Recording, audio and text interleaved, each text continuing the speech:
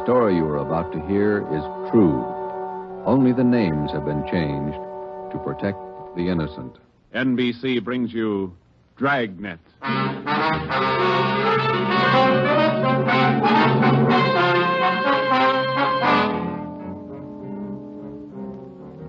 You're a detective sergeant. You're assigned to homicide. Somewhere in the tangled web of your city, there's a killer on the loose. A young woman has been brutally murdered. The weapon, a steel bludgeon. Your job is to get him. Dragnet, the documented drama of an actual crime, investigated and solved by the men who unrelentingly stand watch on the security of your home, your family, and your life. For the next 30 minutes, in cooperation with the Los Angeles Police Department, you will travel step by step on the side of the law through an actual case from official police files. From beginning to end, from crime to punishment. Dragnet is the story of your police force in action.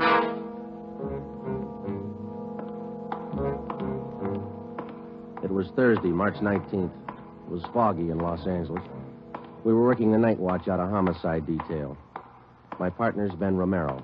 The boss is Ed Backstrand, chief of detectives. My name's Friday. It was 9:14 p.m. when I got to the old Central Jail building, third floor. The crime lab.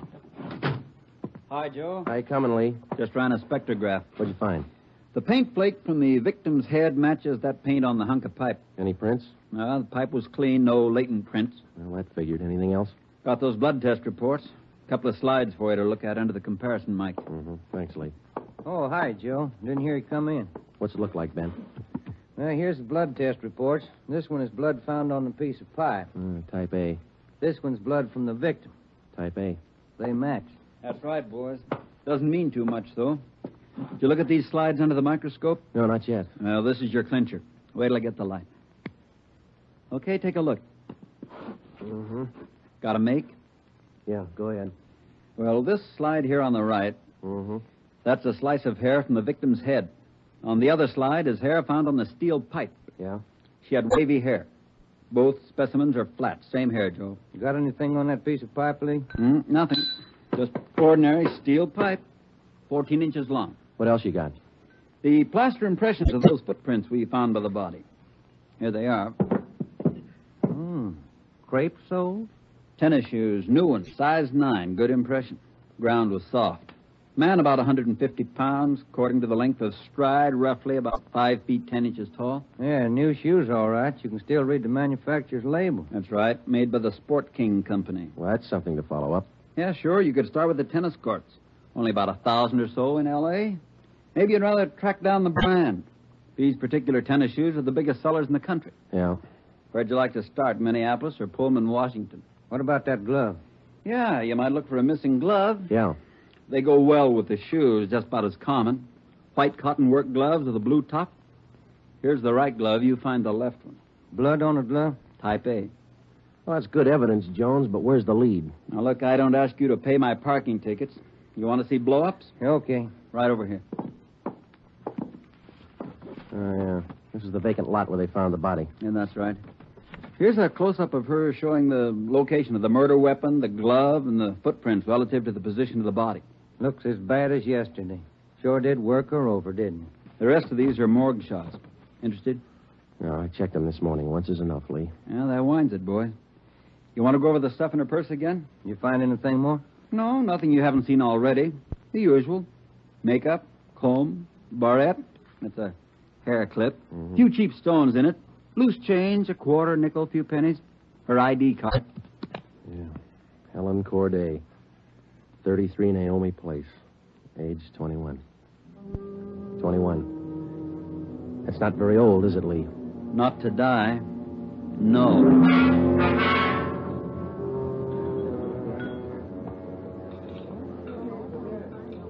Helen Corday. Who could kill Helen Corday? Why? Why do you say that, Mr. Meyer? Well, people kill for money. They kill for love. Helen Corday had none of these. No boyfriend? Not in here. No, she was a good worker. 5 different waitresses the union sends me 1 month. 5! Did the union send Helen to you? Oh, sure. All the girls come from the union, but none like Helen. Oh, she was sweet, honest, and courteous. Mr. Meyer, did you know anything about her personal life? Only that she was a good worker. Everything else she took home with her from this place. Did she ever mention any men to you? Anyone at all? No gentleman, not one. No. How much money did she make here? Well, I paid her $26.50 a week, every Tuesday. And not much salary for so much work, but the tips are very good here. Nice customers. Mm-hmm. Nice. This her home address, 33 Naomi Place? 33 Naomi, that's right, yeah. Thank you very much, Mr. Meyer, for your time. I wonder what kind of a person does things like that. Who could kill Helen Corday? Everybody liked Helen. Helen Corday? I never liked her. Come on in the office, boys, where we can talk. Never liked her because I never knew her. You the head of the union? I'm just a steward. I know most of the girls. This Corday girl, what'd she look like? Small brunette, about 5'3". Here's a picture. Yeah. Pretty girl, wasn't she? Oh, sure. Placed her out at Otto's place. Nice little Dutch fella. Otto Meyer. That's right. He seemed to think quite a lot of her. Yeah, she was a fine worker. Oh, sure. Always right up on her dues. Paid all the assessments right on time. Thought you said you didn't know her. Well, not right off, I didn't, but when you showed me that picture there, placed her right away. You know anything about her personal life? Hey, wait a minute. Why all these questions? Helen Corday was murdered last night. Oh. Who did it? You know anything about her personal life? Well, you can see my position, Sergeant. 1,200 girls. Check 'em in, check 'em out. Just names to me till I see a picture of 'em. You wouldn't know if she had any boyfriends here in the union? Waiters, busboy? That I wouldn't know. Like I tell you, Sergeant, I never knew Helen Corday. Sure, I knew Helen Corday. Gus plays a nice piano, huh, Sergeant? Yeah. I read about it in the paper this morning. How long you been selling pianos here at this place? About as long as I knew Helen. 3 years. How'd you find me? Helen's landlady. We talked to her yesterday. She told us you worked here at this piano store. Oh. It's funny, isn't it? What's funny? See Gus over there? That fellow demonstrating the piano?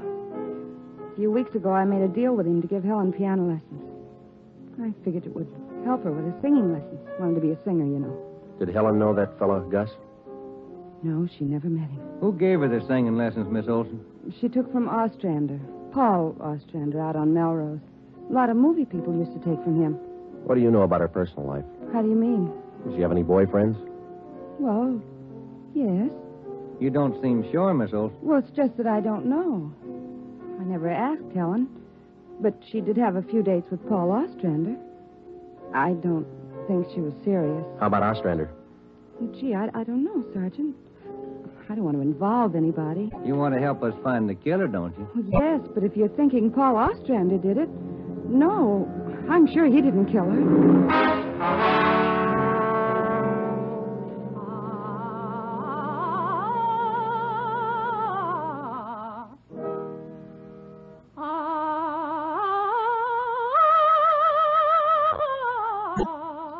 That's all for today, Victoria.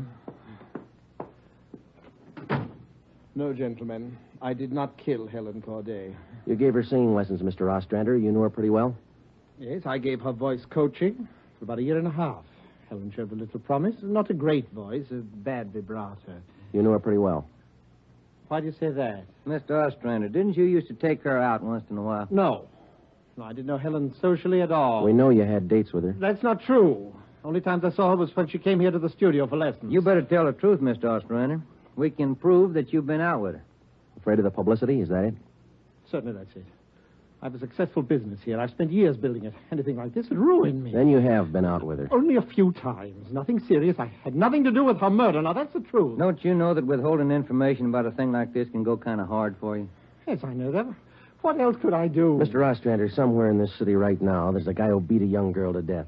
He crushed her skull with a piece of steel pipe. We need every bit of information we can get to track him down. I know that, sir. You could have come to us. We wouldn't run to the newspapers with it. If the information's confidential, that's the way we treat it. Most of the time, it's the people who run to the newspapers first. Then they come to us. That's right, Mr. Ostrander. People are their own press agents. Sergeant, I'd like to know what right you have to invade my privacy and lecture me on my civic duties. All right, I'll tell you what right, Ostrander. We want the man who murdered Helen Corday. I got as much right as he had at 12:14 this morning. Come on, Joe. Yeah. Thanks, Mr. Ostrander. Sorry if I invaded your privacy.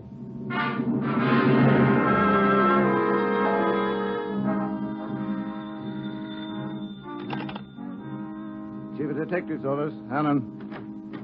No, I'm sorry, ma'am. You got the wrong extension. Try 2511.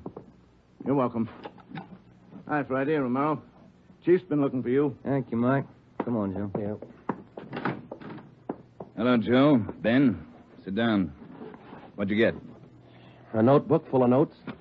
A crime lab full of evidence. Nothing to tie them together. These some of the people you interviewed? Yeah, those and about a dozen more we didn't even take notes on. It's hard to figure, Skipper. Everybody seemed to like this girl. Helen Corday. No known relatives. Single, unattached girl, living all alone in the city. Few friends and no enemies. None we can find anyway. Are you satisfied that all the people you interviewed are in the clear? Well, if we're going to stick to the simple robbery motive we are, the kind of money Helen Corday made wouldn't interest those people. How are you doing on the outside leads? Nothing. If we could just find one hole someplace, anything. All right, now look. You've got a lab full of evidence across the street. You've got a book full of names here. You've got the pieces. Now fit them together. They just don't add. Well, go over them and keep going over them until they do add. Anything from the informants? No, nothing so far. No tips on anybody that's been dough heavy lately. Nobody shooting off their mouth. The guy we want won't advertise. Figures himself a pretty smooth operator. But he probably made a mistake somewhere along the line. We'll find it. Got a hot shot, Ed. Yeah? 3220 Casino. Woman. Probable attack. All right, Friday. You and Ben run it down. We ran down the hotshot call for 3220 Casino. Turned out to be a typical dead-end lead. Her name was Mrs. Lillian Horn. For the past 5 years, Mr. Horn had been paid regularly on Wednesdays. He spent all day Thursday drinking up his paycheck and beating his wife. The call had no connection with the Corday murder. We made the usual call into communications. Unit 80K to Control 1, 80K to Control 1. Control 1 to 80K, go ahead. On that probable attack, 3220 Casino, code 4. 80K, roger. 80K to Control 1, KMA 367. That was the beginning. For the next 3 days, we followed up every lead and every call, but they were all blind. All units were alerted, and they had as much information on the killer of Helen Corday as we did.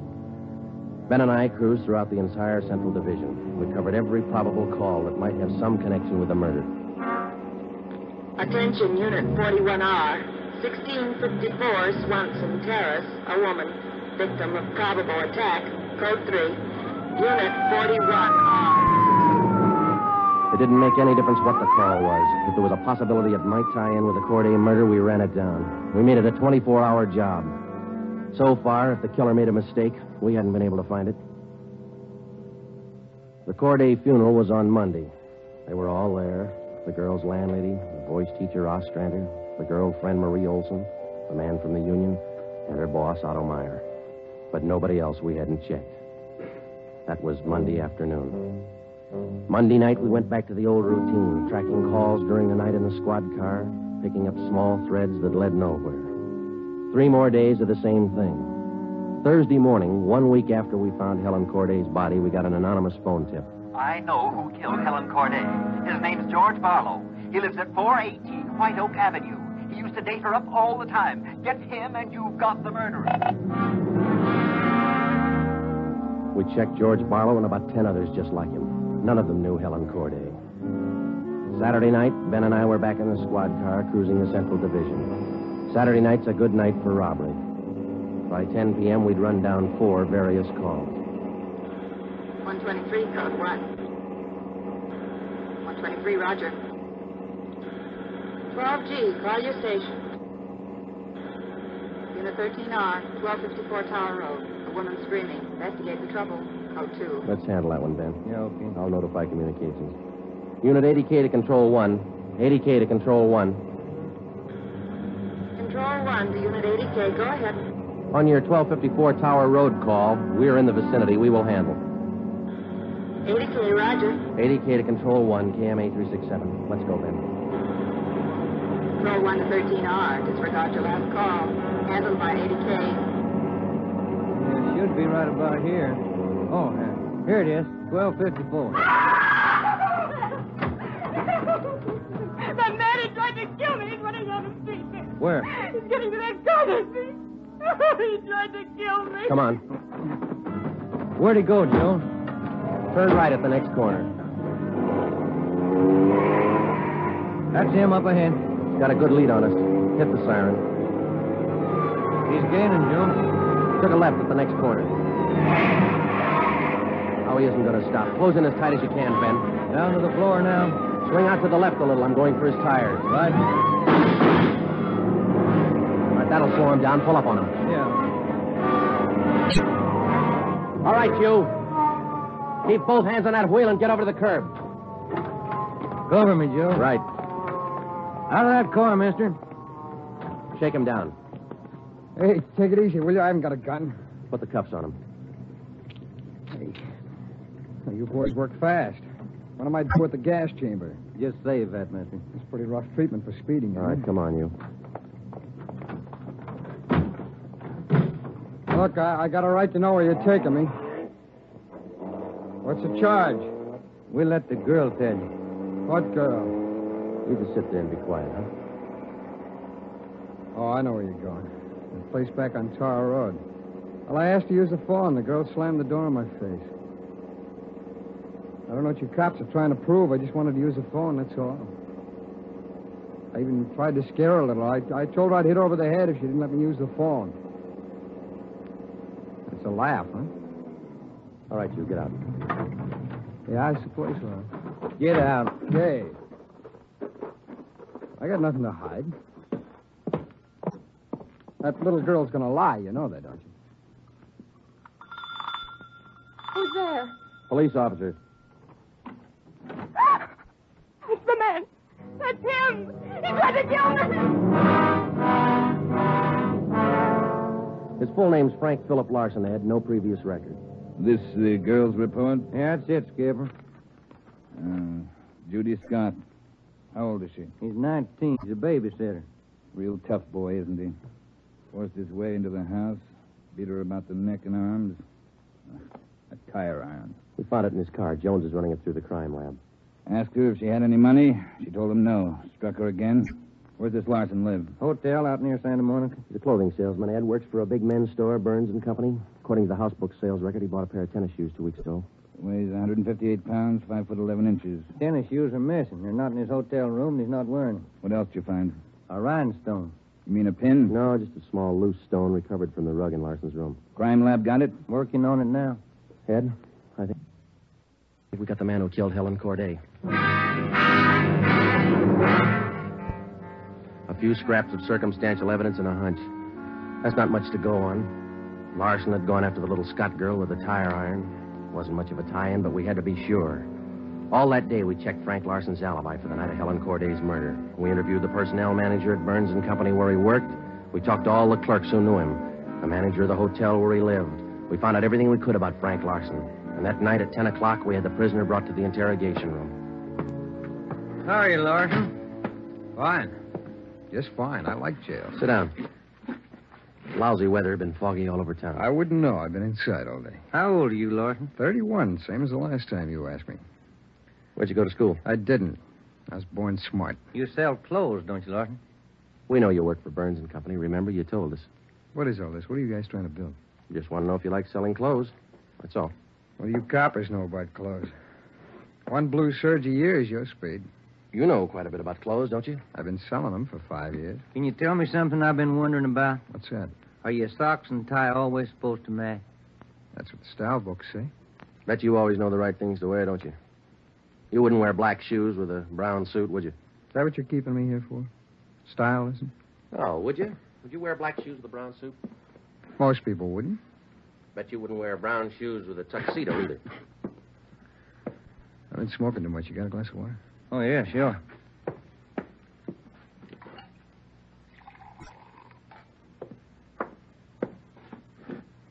There you are, Larson. Thanks. That's good and cold. How about it? Would you ever wear brown shoes with a tux? Nobody would. That's a navy blue flannel you got on there, isn't it? Yeah. It's a good-looking suit. Stop around sometime. Get you a good deal. Suit like that flannel there you're wearing. You'd never wear tennis shoes with an outfit like that, would you?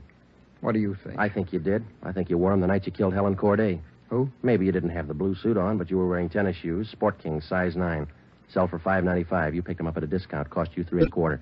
Where'd you get that? Out of the house book, Burns and Company. You wouldn't have those shoes around now, would you? We couldn't find them in your hotel room.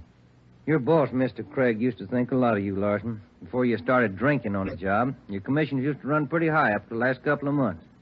What happened? That cheap rye get to you? Well, you two really nosed around, didn't you? When are you going to tell me what I eat for breakfast? Cornflakes, cup of coffee, donut, sometimes 2 donuts when you're hungry. Elsie waits on you at the Royal Cafe. She gets a dime tip. Can I have some more of that water? Help yourself, there's a cooler. They're good and cold. How about it, Larson? Where are the tennis shoes? They wore out. In 3 weeks? Can't be very good tennis shoes. No, they didn't wear out. What'd you do with them? You know all the answers. You figure it out. We know you bought the tennis shoes. We don't know where they are now. We know you had them, size 9. 3 feet from the body of Helen Corday, we found 2 size 9 footprints made by a pair of Sport King tennis shoes. We figured the man weighed about 150 pounds. You weigh 158. Figured he's about 5'10". You're 5'11". You come awful close to being the same build as the man who killed Helen Corday, don't you, Larson? And you wear the same size tennis shoes, same brand name. A lot of people wear 9s. It's the average size. They sell a lot of Sport Kings, too. Everybody wears them. If we could find your pair, might make a difference. Doesn't mean your tennis shoes made the prints with the body. Doesn't prove it didn't, neither. What'd you do with them, Larson? I threw them away. That's too bad. Might make a difference. No, what difference could it make? I threw them away, that's all. Now, how about the mate to this glove? I never saw it before. Found this right-hand glove by the body of Helen Corday. Just an ordinary cotton work glove. Everybody wears them. If we could find the missing left glove, why, it might make a difference. Size medium. That's average, too, isn't it, Larson? I never sold work gloves. I wouldn't know. No, but you bought work gloves, haven't you? Not a pair of those. Mean like this, don't you? We only got one. What kind of work gloves did you buy? I didn't buy any. You just said you did. I never said I bought any work gloves. You bought tennis shoes, though, didn't you? I told you I bought the tennis shoes. Didn't I tell you I bought them? No, you didn't tell us. We told you. Found out from Burns & Company where you worked. All right, you told me. I bought them. You know that. Same kind of tennis shoes that made footprints by Helen Corday's body. It wasn't me. Then why won't you tell us what you did with them? I've already told you I threw them away. They were only 3 weeks old. Must have worn out awful fast. I didn't say they wore out. They got too dirty. No, you told us they wore out. Remember, Larson? I don't remember what I told you, but I don't have them now. We know you don't have them now. Where are they? He told us. They got too dirty. Right, Larson? Yes. Yes, that's what I said. Anyhow, you haven't got them now. No, I haven't got them now. All right, now, just for the record, Larson, which was it? Did they get too dirty or did they wear out? Whatever I said before. You said both before, Larson. All right, I said both. You haven't got anything on me. We got that little Scott girl statement from last night. She says you tried to kill her. She's lying. I told you she'd lie, didn't I? I only wanted to use the phone. She says you hit her with a tire iron. Did you hit her with that iron? No, I only tried to scare her. I didn't hit her with anything. Then how'd you get those marks around her neck and arm? Police doctor says they were made with that tire iron. I don't care what your doctor says. I didn't hurt her. Now, what do you mean, Larson? You didn't hurt her or you didn't hit her with that tire iron? Neither one. I just wanted to use her phone. How'd you know she had a phone? I didn't know if she had a phone. I just went up to find out. To find out what? To find out if I could use her phone. Thought you said you didn't know if she had a phone. I don't know anything the way you twist everything around. Sorry, Larson. We only want the truth. How about a cigarette? Yeah, I could use one. Here's the light. Larson, where were you Wednesday night, March 18th? How many times are you going to ask me that same question? Just want to make sure we got it right. I told you this morning. I went to a show. I got out about 11, had a beer, and I went home. What time did you get home? About 11:30. Did you stay home? I went to bed. What'd you see at the show? I never remember the names. You ought to try to remember this, and it's pretty important.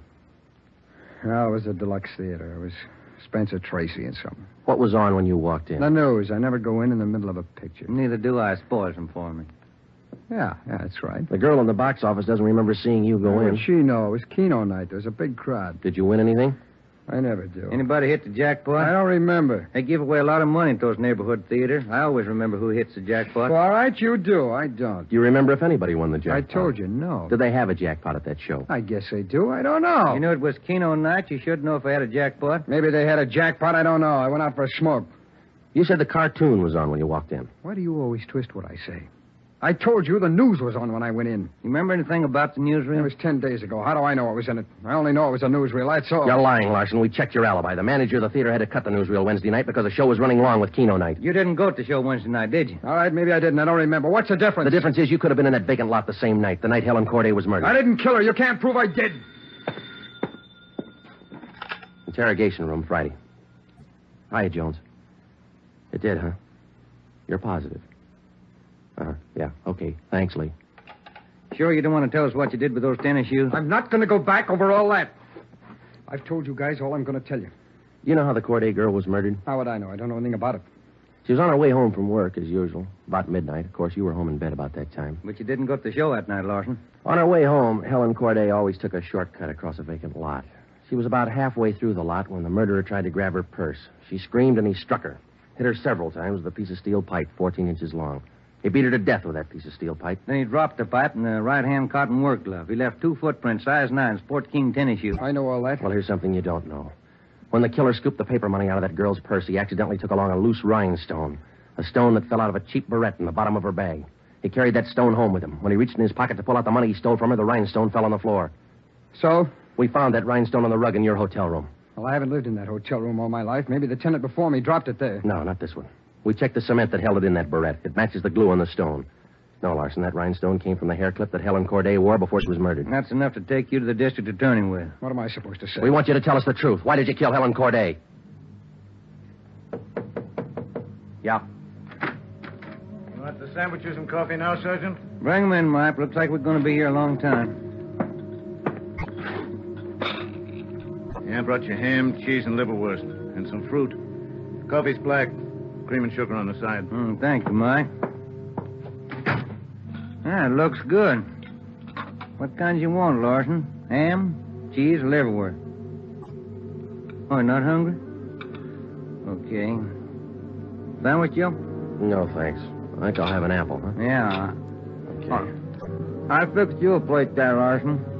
Coffee's right here. It's a fine apple. Nice and fresh. This a Washington apple? Yeah, I don't know. Is that coffee hot enough? That's fine. Where'd Mike pick these up? Well, across the street. Eddie's? No, Oh, it tastes good. Well, drink your coffee anyway, Larson. It's getting cold. All right! I didn't want to kill her. She screamed and I hit her. All I wanted was her purse. That's all I wanted. She wouldn't give to me. She had to fight back, so I hit her. I didn't want to kill her. All she had to do was give me the purse and I wouldn't have hurt her. I was drinking and I didn't know what I was doing. I was drunk. I didn't mean to kill her. I didn't mean to kill her. Mike. Yeah, Joe? Stay with him. We'll call the stenographer.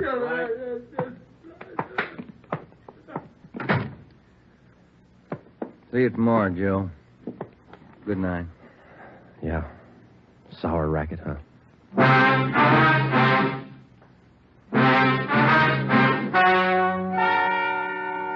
The story you have just heard is true. Only the names were changed to protect the innocent. Frank Philip Larson was tried and convicted of murder in the first degree. He was executed in the lethal gas chamber at the state penitentiary.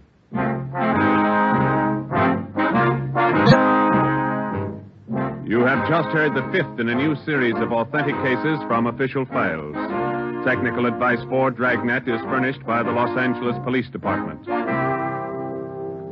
Tonight's program is dedicated to Police Officer Charles A. Brady of the Chicago, Illinois Police Department, who on the night of September 2nd, 1945, gave his life so that yours might be more secure.